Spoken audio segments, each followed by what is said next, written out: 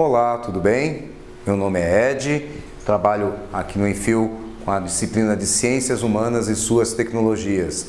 E vamos agora assistir a uma aula, conjunto de aulas sobre a competência 4 das Ciências Humanas, Evolução Tecnológica, Revolução Comportamental. Olá, tudo bom? Bom, agora nós vamos tratar, ainda na competência 4, Evolução Tecnológica, Revolução Comportamental, vamos abordar a industrialização brasileira.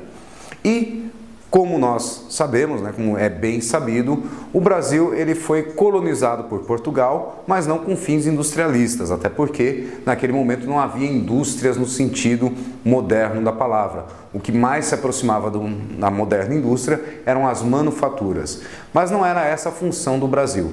Então, por isso, desde o início, o Brasil se desenvolveu como um país basicamente agrário, uma área estritamente agrária. E quando nós tivemos ali o ciclo da mineração, aquele momento ali do ouro, o único ciclo econômico efetivo que o Brasil teve no período colonial, quando tivemos ali o ciclo da mineração do ouro, o que aconteceu? A mineração, por suas próprias características, permitiu com que surgisse no Brasil um relativo mercado consumidor interno, uma melhor distribuição de renda, pelo menos na área mineradora. E, diante disso, havia condições favoráveis para o surgimento de manufaturas aqui no Brasil. Então, o marco inicial da industrialização no Brasil vem nesse conjunto, nesse contexto da mineração, desse mercado consumidor interno criado pela economia mineradora, e esse marco inicial é justamente a proibição das manufaturas. É o Alvará de Proibição de 1785. Afinal, do ponto de vista português, mercantilista, isso estava corretíssimo. Uma colônia não deve concorrer com a sua metrópole, mas sim enriquecê-la. Então, o Alvará de Proibição do estabelecimento de manufaturas em 1785, do ponto de vista português, foi uma atitude bastante correta. Do ponto de vista brasileiro, para os interesses dos brasileiros, do Brasil, foi uma péssima medida, porque tínhamos a oportunidade de de ingressar na Revolução Industrial já no seu início e jogamos essa oportunidade fora. Mas não foi a última vez que o Brasil fez isso. Outras vezes o Brasil esteve prestes a ingressar firmemente na industrialização e desperdiçou as suas oportunidades. Ainda dentro desse contexto de Brasil colônia, mas já caminhando para a independência, nós tivemos o período joanino. O período joanino ele foi importantíssimo para o processo de independência do Brasil, na medida em que, com a abertura dos portos em 1808, rompeu-se o pacto colonial. Então, a abertura dos portos ela foi mais uma oportunidade que o Brasil teve para ingressar no caminho da industrialização. E, mais uma vez, ela foi desperdiçada. Por quê? As tarifas alfandegárias adotadas em 1808 eram baixas demais para permitir a formação de indústrias no Brasil.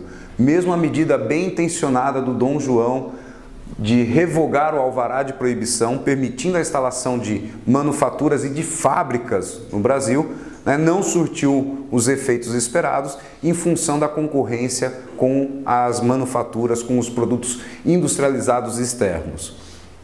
Esta situação ficou bem mais grave a partir de 1810, com a assinatura dos Tratados de Aliança, Amizade, Navegação e Comércio, que davam taxas preferenciais para a Inglaterra.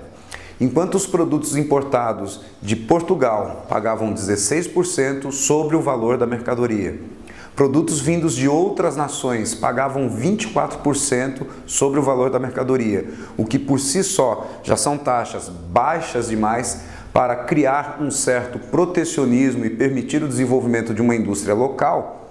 A Inglaterra tinha um privilégio maior ainda e pagavam, os seus produtos pagavam apenas 15% de imposto alfandegário sobre o valor das mercadorias.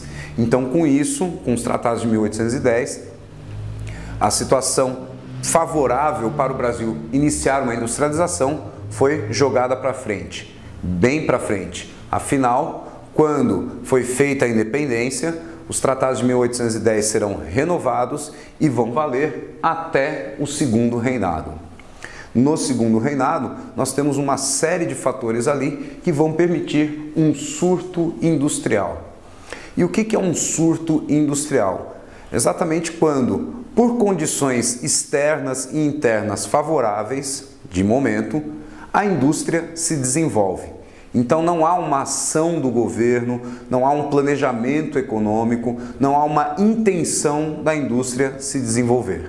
O que acontece é que condições ali, daquele momento, permitem um crescimento rápido, o surgimento de algumas indústrias. Mas, passadas essas condições, mudando o cenário político, político-econômico interno ou externo, ou os dois em conjunto, cai-se numa letargia, cai-se numa lentidão para o estabelecimento de novas fábricas, de novas indústrias.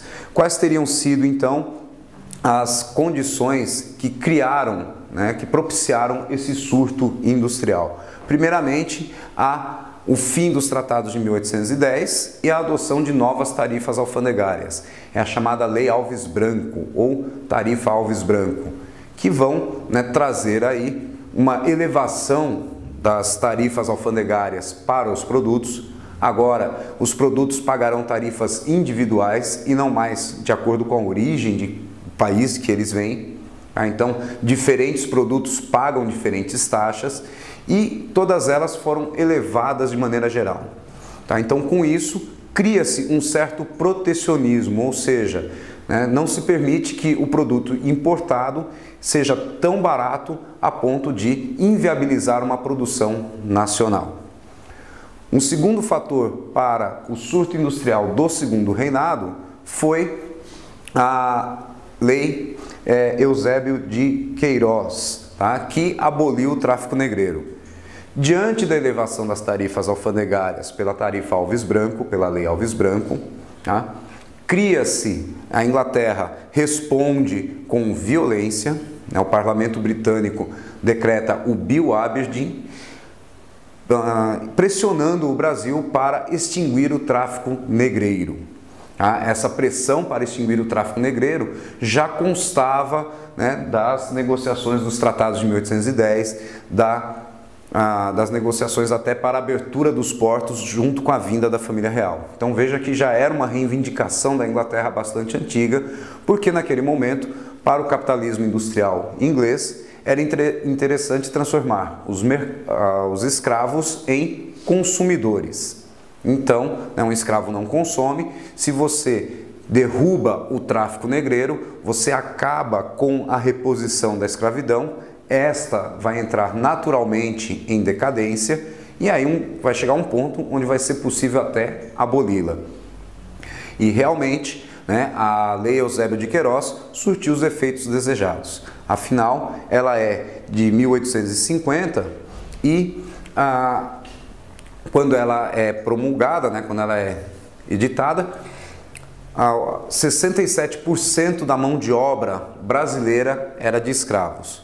Em 1888, ou seja, menos de 40 anos depois da Lei Alves Branco, 1888, quando a escravidão foi abolida, apenas 5% da mão de obra do Brasil era escrava.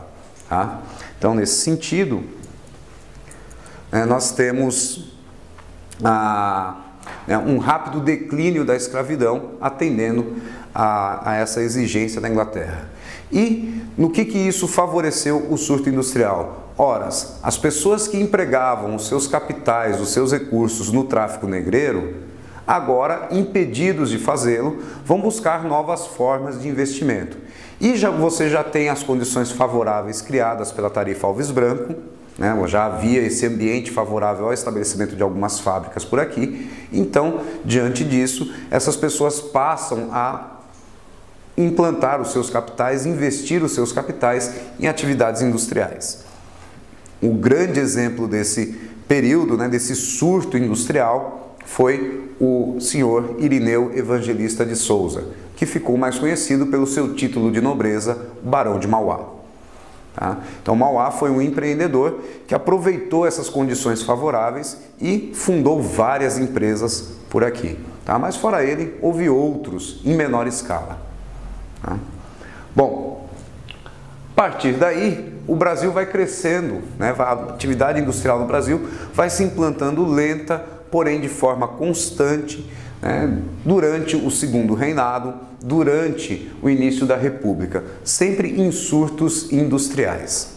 Tá? Desses surtos, nós podemos citar, por exemplo, um que veio com uma crise econômica internacional no final do século XIX, já na República Velha, tá? Outro ali em 1897, mais ou menos, outro durante a Primeira Guerra Mundial e depois o maior de todos, já na transição para o processo de industrialização no Brasil, com a quebra da Bolsa de Nova York em 1929.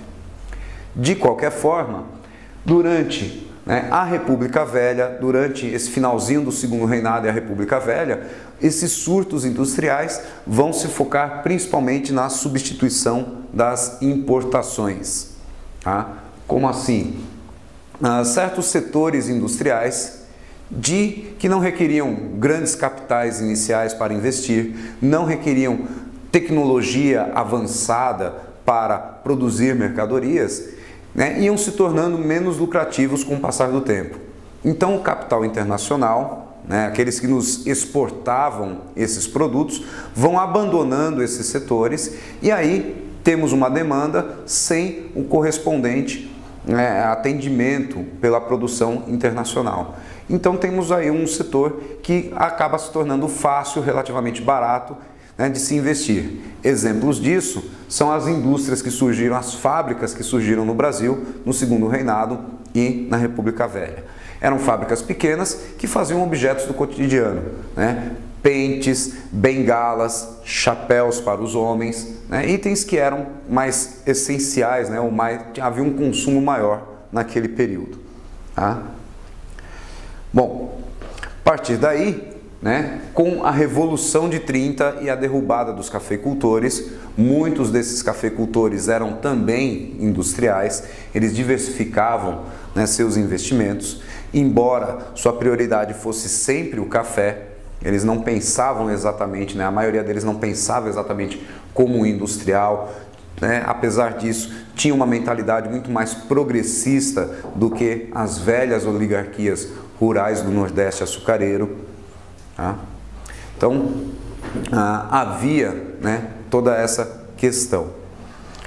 Então, esses cafeicultores diversificavam sua produção, mas eram eles que controlavam o cenário político nacional na República Velha. Resultado disso, as oligarquias regionais, os poucos industriais e as camadas populares, classes médias, militares, vão se unindo num descontentamento contra a política do café com leite, e isso resulta na Revolução de 30, com a chegada de Getúlio Vargas ao poder. A partir daí, dos anos 30, nós podemos falar do início do processo de industrialização no Brasil. Então aqui nós temos uma grande diferença que é importante salientar. Qual? Até 1930, as indústrias que se estabeleciam no Brasil, o crescimento industrial brasileiro foi feito através de surtos, condições favoráveis, em um determinado momento, que permitiam o surgimento e o crescimento das indústrias. A partir de 1930, e mais especificamente a partir da segunda etapa ali do regime varguista, que é o Estado Novo, um governo ditatorial, existe um processo de industrialização claramente definido. Como assim? Existe toda uma intenção do governo, uma política nacional para o crescimento e o desenvolvimento da indústria. Então, o que é que nós podemos falar deste período? Primeiro, o governo vai assumir a necessidade de desenvolver a indústria. E, para tanto, é necessário desenvolver primeiro a chamada indústria de base. O que é a indústria de base? Como o próprio nome diz, é aquela que vai fornecer os elementos necessários para que outras atividades industriais possam se desenvolver. E uma desvantagem das indústrias de base em relação aos outros setores é que elas requerem um montante inicial de capital, um investimento inicial muito elevado E, ao mesmo tempo, o retorno desses investimentos é muito lento, leva muitos anos, décadas até, para você ter o retorno do capital investido, ter a lucratividade. Exatamente por isso, a nossa pouca burguesia industrial, pequena, frágil, não era muito rica, não tinha condições nem interesse em investir na indústria de base. Resultado, quem vai assumir a tarefa de promover a implantação da indústria de base no Brasil é o Estado. Daí a forte participação estatal através de companhias e institutos variados. Tá? Nós podemos citar vários exemplos disso, né? Como, por exemplo, a Companhia Siderúrgica Nacional, a Fábrica Nacional de Motores, né, criada em 1943, a Companhia Hidrelétrica do São Francisco, criada, né, em 45, e, né, a maior de todas, já no segundo governo de Vargas, depois que ele foi deposto do Estado Novo e retorna, né, eleito, já à beira, né, quase no final do governo dele, a criação da Petrobras, que foi uma longa campanha de opinião pública aí, envolvendo amplos setores da sociedade. Então, essa participação do Estado em setores essenciais para o desenvolvimento da indústria, geração de energia, ou, né, insumos, né, implementos para outras fábricas, foi fundamental nesses anos 30. E é esse o modelo que vai seguir, né, até os anos 50, no segundo governo de Vargas, com seus altos e baixos, mas é esse o modelo que vai sendo seguido. A partir dos anos 60, nós temos uma mudança nesse cenário. Tá? O que vai acabar ocorrendo é que o Estado vai abrir, né, a participação para o capital estrangeiro, porque o grande debate dos anos 50 e dos anos 60, né, do início dos anos 60, era desenvolver o país com recursos exclusivamente nacionais, defendendo o Brasil diante das potências estrangeiras, o que seria uma mudança muito significativa em relação a todo o passado histórico, cultural brasileiro. Afinal, nós surgimos como país no mundo como uma colônia, né? Nós surgimos primeiramente como uma área colonial, ou seja, com a função de enriquecer o externo e não o interno, né? Entregar as nossas riquezas, passar as nossas riquezas para outros países. Então, o nacionalismo se opunha a essa longa tradição que vem desde Cabral, vem desde o início da colonização, né, com Martim Afonso de Souza. E, né, havia também a outra postura, que era, né, trazer um desenvolvimento rápido através da associação com o capital estrangeiro. Naqueles intensos debates ali dos anos 50 e 60, e você soma isso ao contexto da Guerra Fria, qualquer postura que contrariasse os interesses capitalistas imediatos soava como comunismo, como socialismo, o que nem sempre era verdade. Porque mesmo dentro de qualquer regime, seja o capitalista, seja o socialista, o comunista, existem vários leques, nenhum regime ele é fechado, ele é monolítico. Então havia, várias opções, um amplo leque de opções para que se escolher que modelo capitalista se queria desenvolver no Brasil. Se era um capitalismo dependente do capital internacional, das grandes empresas, ou um capitalismo nacional para trazer os frutos desse desenvolvimento econômico para os brasileiros. O resultado foi que, naqueles embates todos, adotou-se um modelo, primeiramente com o Juscelino Kubitschek, chamado de nacional-desenvolvimentismo. E o que era isso? Uma ampla abertura para o capital estrangeiro, com inúmeras concessões, para começar a produzir aqui mais do que produtos de baixa tecnologia, coisas simples, ou, como eram as indústrias que vinham se desenvolvendo desde os surtos do Segundo Reinado, ou a indústria de base, que essa já estava relativamente bem estabelecida. Então, vieram as indústrias de bens de consumo duráveis. O maior exemplo disso foram as montadoras de automóveis, a Volkswagen, que foi a pioneira por aqui no Brasil. Mas além dela, nós tivemos, né, outras indústrias que vão se estabelecer aqui. Nós vamos abrir, né, as portas do nosso país para a produção e também a importação, muitas vezes, né, de vários produtos. Então, as revistas da época são uma ótima fonte de pesquisa histórica, de fonte de pesquisa iconográfica, né? Para quem está interessado aí nos vestibulares, no Enem, é importante pesquisar, né, revistas da época. Procura na internet, você encontra tranquilamente. Então, o que acontece? A partir dos anos 60, nós temos a instalação dessa indústria de bens de consumo duráveis, né?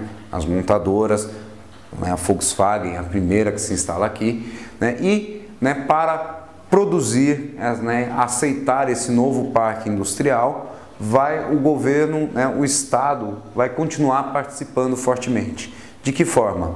Primeiro, né, fornecendo obras de infraestrutura, especialmente rodovias.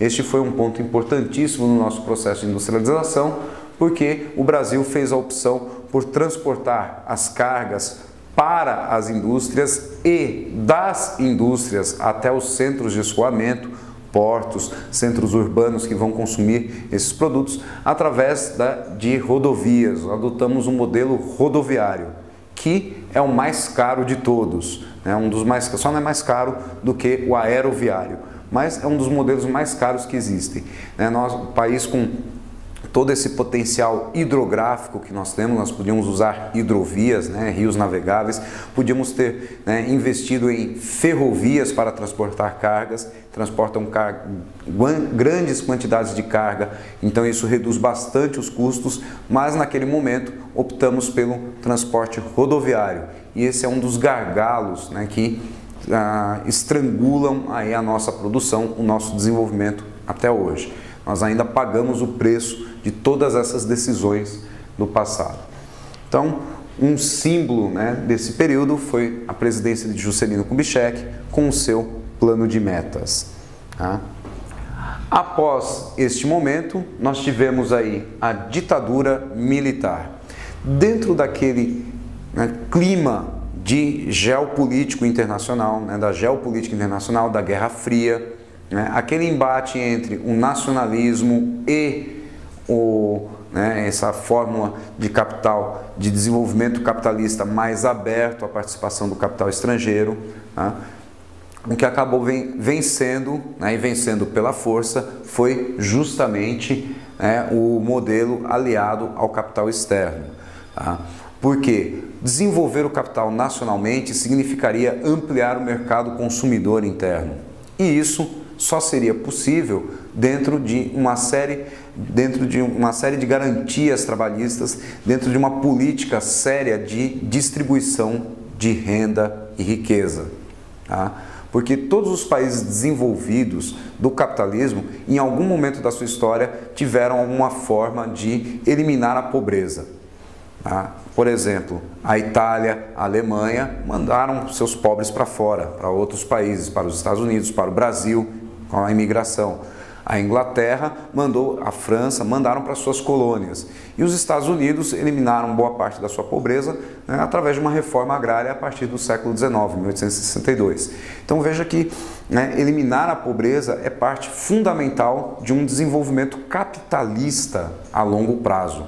Eliminar a pobreza não é coisa de socialismo apenas, é também do desenvolvimento capitalista, né? Então, e no Brasil, né, ali naquele contexto de anos 60, havia setores, né, do empresariado, das próprias elites brasileiras, né, que, embora fossem minoritários, tinham essa percepção, tinham essa pretensão de fazer um desenvolvimento nacional mais autônomo. Tá? O exemplo disso foi o senhor João Goulart, que, ao prometer avançar nas conquistas trabalhistas, chegou a mesmo a prometer, além de uma reforma agrária, uma reforma urbana, né, desapropriar imóveis que estariam alugados, que não seriam para uso próprio, que estariam alugados para distribuir às camadas pobres. Isso seria a maior distribuição de riqueza já feita por um país capitalista no mundo, na história. Então, quando o João Goulart propõe isso, ele apavorou a classe média e, né, os setores mais conservadores da nossa sociedade, que já vinham tramando um golpe militar desde a época do Getúlio Vargas, ao perceberem que tinham uma base de apoio social, a Marcha com Deus pela Família, que reuniu 100 mil pessoas de classe média, mostrou para essa tendência golpista que havia uma base social de apoio ao golpe, tá? Eles não esperaram muito para agir. Rapidamente deram um golpe e implantaram, né, os anos de chumbo, a nossa ditadura, que durou, né, várias décadas aí. E durante a ditadura nós tivemos de novo, né, reforçada essa aliança entre o poder estatal, né, o Estado interferindo na economia, atuando em setores de infraestrutura, de fornecimento de energia, aqueles setores que os investimentos são altos e o retorno é longo, é demorado, né? E, né, o Estado atuando nessas áreas, enquanto a iniciativa privada foi, né, atuando em outras áreas. Diversificou-se o parque industrial brasileiro por este período, bastante, tá? E aí nós temos de 68 até 1973 o chamado milagre brasileiro. A economia brasileira industrializou-se e cresceu a taxas incrivelmente altas durante esses anos, né, consecutivos. O que derrubou o milagre brasileiro foi a crise do petróleo, a elevação abrupta do preço do petróleo no mercado internacional, em 1973, né, jogou um balde de água fria nesse momento.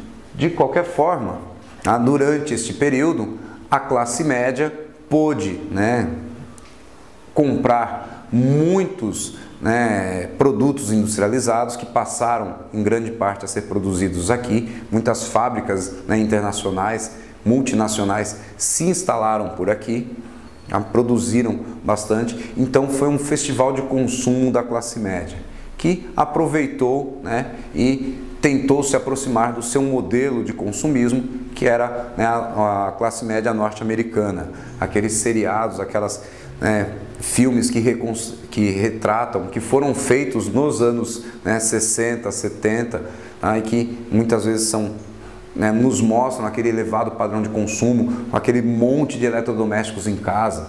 Né, você tem, né, dentro das casas você tinha geladeira, a grande novidade, a televisão, havia também, né, o aspirador de pó, a torradeira elétrica. Né, veja que, né, o que seria a vida civilizada sem a torradeira elétrica. Né, então é um consumismo bastante elevado e a nossa classe média buscou, né, imitar esse padrão de vida, aproveitando ali, né, o desenvolvimento criado pelo milagre brasileiro. Porém, né, esse modelo ele se esgota, né, porque ele tinha uma série de problemas. Muito dessa infraestrutura já vinha sendo feita com base em capitais obtidos em empréstimos externos, então isso trouxe, né, para a economia do país um endividamento muito grande. A ditadura, para permitir esse crescimento, né, foi arrochando os salários. O que é arrochar? É apertar, né? Apertar ao extremo. Então, né, nós tínhamos um processo inflacionário, os preços das mercadorias subindo e os salários não acompanhavam, né, esses preços. Então, cada vez mais os salários compravam menos. E isso, a médio e longo prazo, gera uma limitação no mercado consumidor. Para os empresários, isso até pode ser bom num primeiro momento, porque, né, permite uma concentração de riqueza, já que ele paga menos para os trabalhadores, então ele acaba lucrando mais quando vende. O problema é que a médio e longo prazo ele para de vender. Tá? Então nós tivemos um processo de inflação muito alta, arroxo salarial, e isso só foi possível ser mantido graças à intensa repressão política que impedia qualquer tipo de manifestação. Tá? Então, essa fase da ditadura militar, ela acabou trazendo ali, né, no final dos anos, nos anos 70 e nos anos 80, tá, uma limitação séria do mercado consumidor em função da má distribuição de renda e de riqueza. O resultado disso foi que nós agravamos a nossa já histórica, a nossa já tradicional má distribuição de riqueza e renda. Tá? Então, hoje, né, a gente ainda paga o preço por isso, por ter um mercado consumidor limitado. O grande crescimento da economia das últimas décadas foi em função justamente da ampliação desses mercados consumidores através de políticas públicas. A partir dos anos 90, até a atualidade, entraram em voga no vocabulário político nacional duas outras palavras, que são neoliberalismo e globalização. Neoliberalismo, tá? A ideia do neoliberalismo é uma doutrina econômica bastante complexa, mas nós podemos resumi-la com o seguinte pensamento. Tá? É basicamente uma retomada do liberalismo clássico, ou seja, deixar a iniciativa privada e ao próprio mercado, a própria economia, fluir naturalmente, com a menor intervenção estatal possível. Então, o neoliberalismo, ele preconiza o Estado mínimo. E como ao longo desse nosso processo de industrialização houve uma forte participação do Estado, chegamos aos anos 90 com uma presença muito grande do Estado na economia, através das empresas estatais, que, em função de vários fatores, tinham uma série de problemas aqui no Brasil. Muita ineficiência, custos elevados, tornavam-se muitas vezes os chamados cabides de emprego. Então as pessoas ingressavam numa empresa estatal não por mérito, não por capacidade, mas simplesmente porque tinham alguém, um deputado, alguma pessoa conhecida, influente, que as indicava para entrar neste cargo, mas ocupar um cargo na empresa. Mas isso é uma coisa cultural do Brasil, dessa nossa sociedade aristocrática que vem desde a colonização. Mudar isso não é da noite para o dia, não é com uma simples agitação que a gente vai remover toda essa carga cultural. Nós trazemos isso até hoje, é aquela coisa de, na hora que uma pessoa se sente desafiada, ela levanta o nariz e fala: você sabe com quem você está falando? Isso é um resquício da nossa sociedade colonial aristocrática presente ainda hoje. Muitas vezes as pessoas pensam que o passado passou e não tem nada a ver com o nosso dia a dia, mas tem sim. Nós ainda temos resquícios na nossa sociedade aristocrática, escravocrata, racista, preconceituosa, conservadora, estão todos presentes aí, inclusive no nosso agir cotidiano. Identificar isso e mudar esses comportamentos demanda muito tempo e muita educação, muito trabalho em educação. Então, o neoliberalismo, ele vem buscando essa máxima eficiência das empresas, para as empresas, para o setor privado. O neoliberalismo prega a máxima eficiência, prega a inovação, prega o envolvimento dos trabalhadores com a empresa, o comprometimento. A gente pega os anúncios de classificados de emprego em jornal e vê lá, procura-se pessoas com espírito de liderança, comprometidas com a empresa. Isso é uma ideologia neoliberal, ali presente no cotidiano de Luída. Em termos de processo de industrialização, políticas públicas, o que é que nós tivemos aí? Primeiro, uma série de privatizações de estatais, telefonia, setor elétrico, estradas e pedágios. Por outro lado, com a modernização do parque industrial, muitas vezes abriu-se para o capital estrangeiro, para a importação de máquinas, implementos mais modernos para dotar o nosso parque industrial de uma maior modernidade, já que com o fim do milagre brasileiro, nos anos 70, a gente continua ali um certo crescimento por inércia, e nos anos 80, a década de 80 ficou conhecida como a década perdida, porque em 1989 nós tínhamos voltado a ter o mesmo nível de atividade industrial que tínhamos 10 anos antes. Então a indústria decaiu nos anos 80. Então, o neoliberalismo, visando dar um passo adiante, abriu a importação de máquinas, equipamentos, não só o desenvolvimento da tecnologia né, própria brasileira.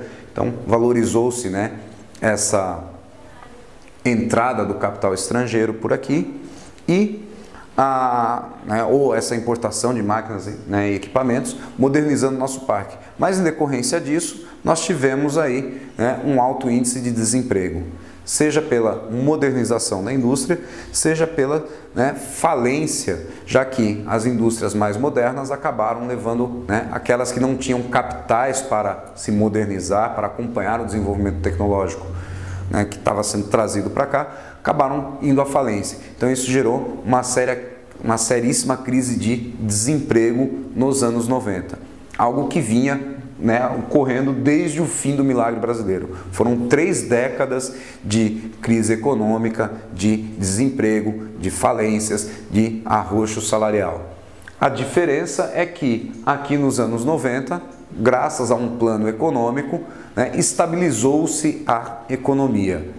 Aquela inflação alta, galopante que vinha, né, desde os anos 60, que, né, foi crescendo, escalando ali durante os anos 70, durante os anos 80. Em 1986, né, nós atingimos aí um pico, o auge da inflação sob a presidência de José Sarney, tá? Com a época do Plano Cruzado, chegamos aí a 86% de inflação ao mês, 2.700% de inflação ao ano. Tá? Era uma vida emocionante naquele período, né? Você ia para o trabalho e quando você voltava, você não sabia se aquilo que você viu na ida, é um preço de uma mercadoria que você viu na ida, está custando a mesma coisa quando você voltava para casa. Às vezes, em questão de horas, os preços das mercadorias aumentavam. E eram aumentos significativos, 10%, 15% cada um, para chegar nos 86% de média mensal. A partir dali, com a estabilização da economia, o capital internacional pôde, mais uma vez, né, ingressar no mercado brasileiro, desta vez comprando as estatais. Exemplos, né, privatização do sistema telefônico, da energia elétrica. Tá? E, finalmente, né, nós temos aí a tal da globalização, que foi quando, né, novas multinacionais se instalam no país. Afinal, dentro desse capitalismo industrial, né, desse capitalismo da terceira revolução industrial, não é mais necessário produzir a mercadoria, né, ou parte dela no país de origem. Basta enfocar no desenvolvimento dessa tecnologia. Então, a partir aí dos anos 90 e até hoje, né, com suas indas e vindas, com ações nessa direção, nós temos aí a implantação desse modelo neoliberal e da globalização. Então, novas montadoras, novas empresas vieram, se instalaram no Brasil, e uma novidade aqui foi a distribuição espacial. Por quê? Se até os anos 90 a grande parte, né, a grande maioria das indústrias que se desenvolveu e que se instalaram no Brasil se concentraram na região sudeste, a partir dos anos 90 elas começaram a diversificar isso. Ou foram mais para o interior do estado de São Paulo, né, saíram daquela proximidade do grande centro urbano, da cidade de São Paulo, né, foram interiorizando-se mais, ou para outros estados, né, não só sudeste e sul, mas também nordeste, interior do nordeste. Então, né, nós temos essa mudança espacial. Bom, então é isso. Revolução tecnológica, revolução comportamental, vários assuntos, vários temas. Agradeço, né, a audiência. Convido vocês a continuar conosco, assistindo às outras aulas, as demais aulas do curso. E dúvidas, críticas, sugestões, né, acessem o nosso site. Obrigado e até mais.